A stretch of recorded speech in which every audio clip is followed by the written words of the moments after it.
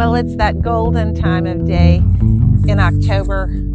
See the leaves turning. It's so pretty. And it is getting cooler. We have some nights coming up in a couple days from now, into the weekend, that threatening to be at 33. So that's frost territory potentially here. So I thought I'd come out when I had a few minutes and just appreciate the beauty of the garden. Um, I always get a little sad and mournful at this time because the beauty of the garden is going to fade and it is fading. And I have to say goodbye to things. I'm not ready to say goodbye yet, but let's just take a little early evening, an early evening walk around the garden, see what we can see. Well, we're inside the garden now, and there are still many, many, many, many flowers that are blooming here in the garden. These are the Spanish brocade marigolds. Oh my goodness, look, one final eggplant did sprout, but it definitely is not going to make it through the cold snap.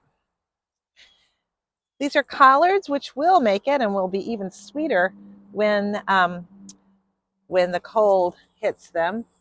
I don't know what that little critter is on there, but he doesn't seem to be doing much harm. The collards do look absolutely spectacular, though. Here's a little snoozing bee on a marigold.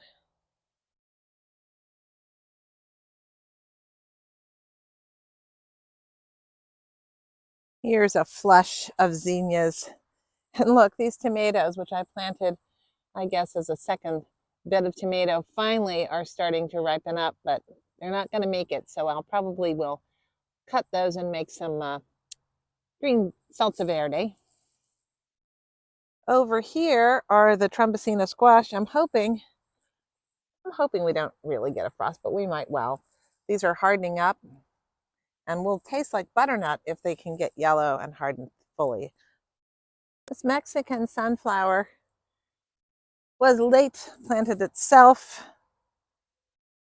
And over here are the parsnips, which you could pull them now, but I'm going to wait till it gets nice and cold before I pick them. They get sweeter and much more flavorful if you let them go, and they will winter over. My poor confused lima bean plants, they're getting a second flush of growth on them and blossoms, but they won't hold. The few tomatoes that are left, we'll just harvest green and turn into salsa verde. There's still some peppers on, which will get harvested. But I fill my garden full of flowers because this time of year, things like marigolds are just filling with color, and it's great fodder for the bees. This is the amazing African spice basil plant. And earlier I was out in the warmer part of the day and it was completely covered with pollinators, and still there's some hanging out.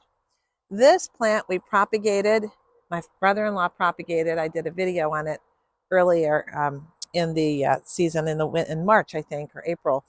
And this is the descendant of a very small plant that I planted several years ago, and we just keep propagating it. See, look at the size of this thing.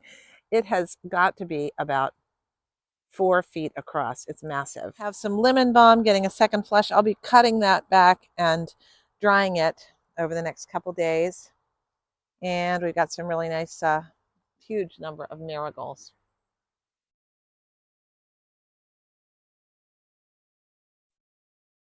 A basket of beets and some lettuce and some Brussels sprouts under cover here.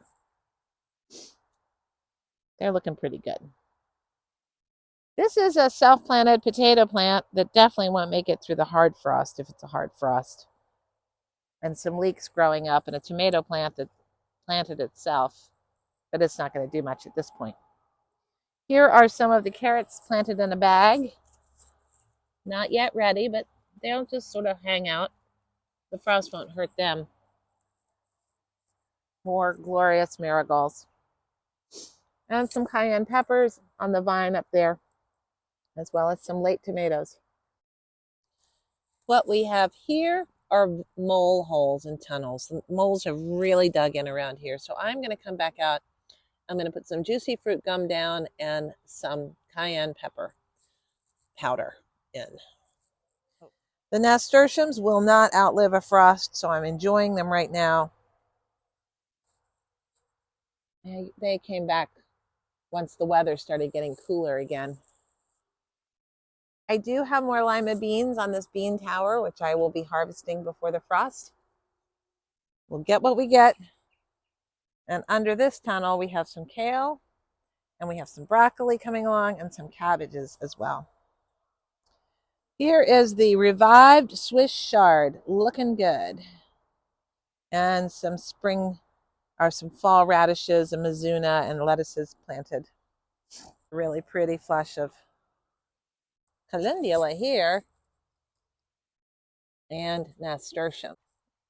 Let's take a look outside the garden. I have shown a lot of the pumpkins growing and things like that as I've gone along. This is the pineapple sage plant that is so very, very beautiful. And there are a few tomatoes over there I see. I have to come pick those tonight. This little patch are mainly some flowers. They're in their second spurt for the fall. Of course, the zinnias have been so colorful all summer, especially as the late summer. Looking down the south side in the distance, you see some of the pumpkins growing, and you see all the flowers. You see I've planted some garlic down there already. The thing about a garden is you never exactly know when the very last goodbye is going to be. So I like to come out and really enjoy it every single day. It's just wonderful to appreciate all of the growth and all of the beauty that is in a garden this time of year, any time of year really. I get excited when I'm just going out and preparing the beds for the winter. I get excited when I'm planting in the spring. I love the beauty of watching the little seedlings grow. There's always a little, there are always a few things in a garden that make you sad. Something comes in and eats, or a plant dies. But all in all, it's been a good year, and I'm happy that you could come on this walk with me. Thank you so much for joining me. Thanks so much for watching. Take care. Bye.